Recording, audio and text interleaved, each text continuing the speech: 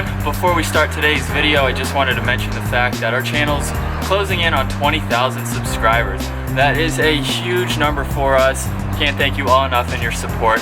So the thumbnail to this video will be posted on Instagram. Head over to our Instagram, leave your question below. We'll be making a Q&A for our 20,000 subscriber video. Another $23. Let's head out.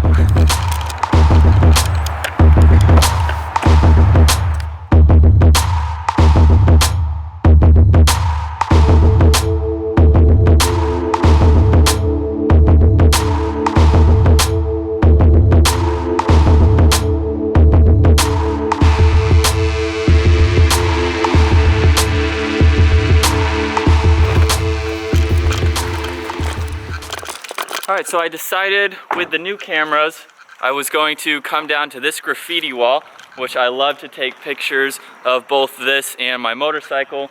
And with the car being complete now, the black wheels and the gold mirrors, I figured I'd come down, check out the picture quality of this camera. It seems to be pretty awesome so far. So I'm going to take a few pictures here, while I also go over a common question that I've had since I bought the Evora, and that is, how much did I spend on this car?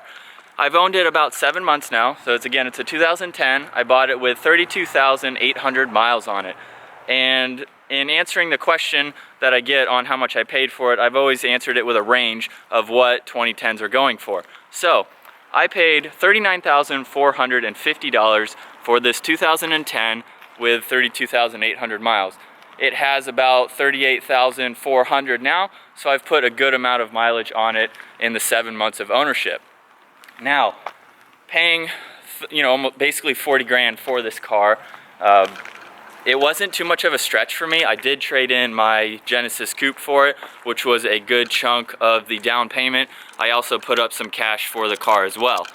I am going to set you guys up here really quick. I think it's going to make it easier. So again, the down payment for this car did in fact help, plus putting up some cash.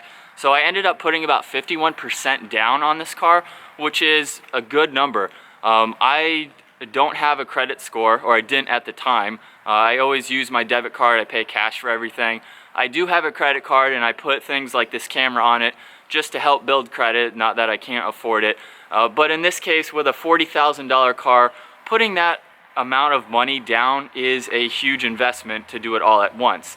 And I do have the cash to pay this car off right now, but it's not something that I'm looking to, pay for right away. I took out a 72-month loan for this car, and so my monthly payments are very reasonable.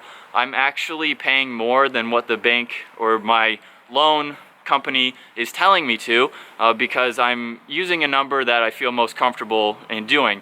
And by them telling me to do a lower number, they want me to stretch out those monthly payments, which of course gives them more interest. So I'm paying more than what they want me to, because I want to pay it off sooner, but I'm not looking to rush.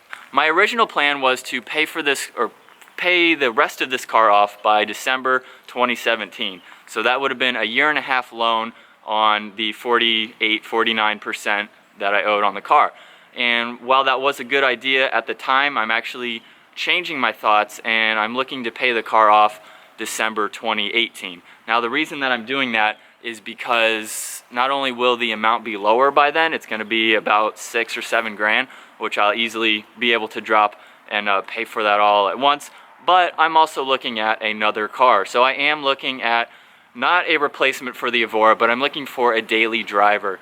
In the last 7 months, I've put about 6,000 miles on this car, and that's even with driving my motorcycle. So while it's an awesome car, my intent when I got it was to be my daily driver. I was going to drive this everywhere that I went, and I still do, of course, because it's my only vehicle. But I'm also looking at a daily driver, something that's fun. I will get into another video on that later this year. I haven't made the decision yet to do it, but it's something in the works that I'm thinking of.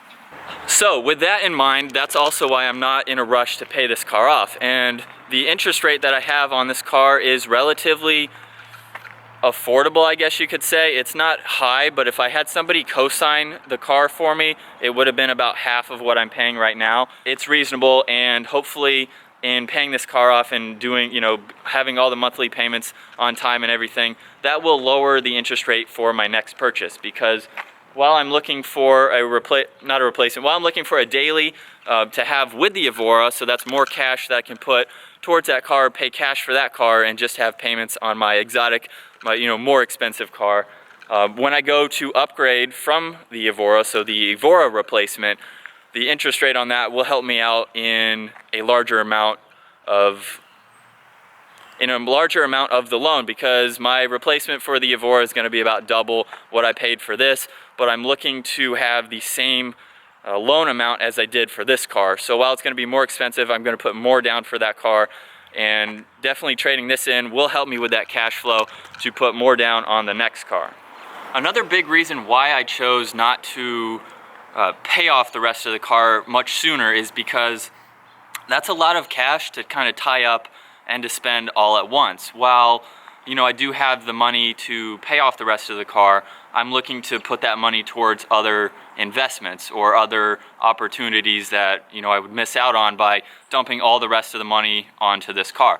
So again, I'm looking for a daily driver, so that's cash that I can put down towards that and pay that car completely all off at once. It's also money that can be invested back into YouTube. Our channel is growing tremendously. We're starting to, of course, create more content for you guys, make a lot more videos, and the fact that we can take that money and put it into making YouTube videos definitely helps out a lot, rather than just kind of, I don't want to say dumping it all into the car, but with YouTube, it's also paying towards that monthly payment towards my Evora.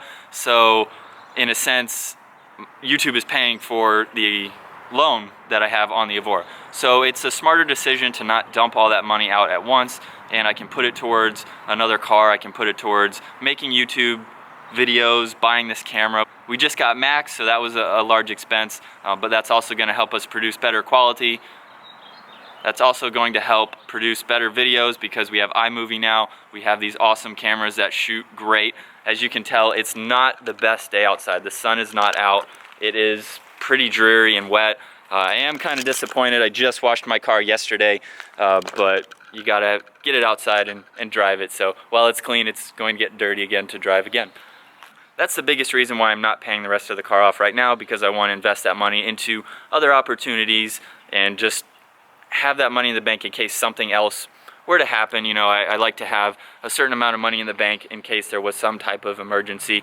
I can easily, be well off to pay for whatever it may be. So that is what I paid for my Lotus Evora, basically 40 grand. I think that was pretty reasonable. It's the base model, so it's not the S.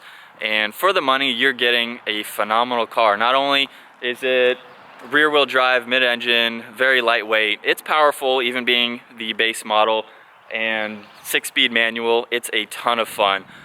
Already been to the track, already been out on back mountain roads, and for the money, it's definitely an awesome car. I can't wait to have more driving videos of this car while I own it. I'm probably only going to own it another 2 years or so. I know in a previous video I mentioned maybe 5, but I think the time will come when I upgrade to the next car. It's probably going to be much sooner than the 5-year mark.